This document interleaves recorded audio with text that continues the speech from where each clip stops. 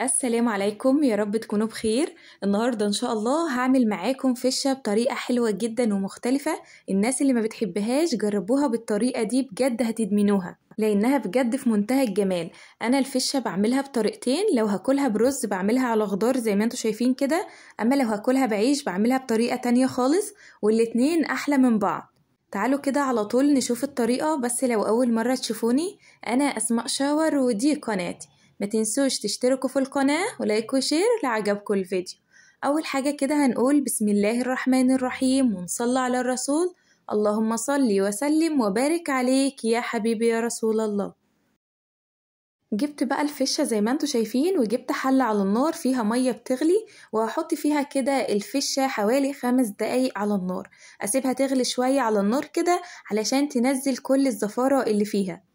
هشيل بقى الفشة من المية واكب المية دي خالص، مش محتاجينها علشان فيها كل الزفارة. وباخد الفشة دي واغسلها كويس جدا، وبعد كده بروح مقطعاها قطع صغيرة بالشكل اللي انتوا شايفينه ده. بعد ما قطعت الفشة يكون معايا شوية من الشوربة على النار كده، وأول ما يغلوا بنزل عندي بالفشة كده على طول. لازم ننزلها في شوربة علشان تدينا طعم حلو.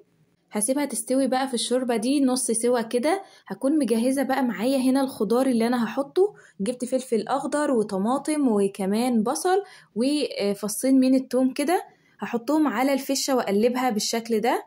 بعد كده هنزل بشوية ملح وفلفل اسود وكمون وكزبرة وشوية بهارات.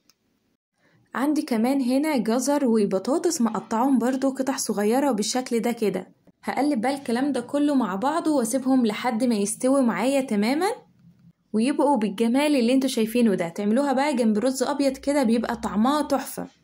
جربوها بقى علشان بجد تستاهل التجربة. لحد هنا كده انا خلصت الفيديو، يا رب اكون فدتكم باي حاجة. استنوني الفيديو الجاي، استنوني في فيديوهات كتير حلوة، واسيبكم في رعاية الله، والسلام عليكم ورحمة الله وبركاته.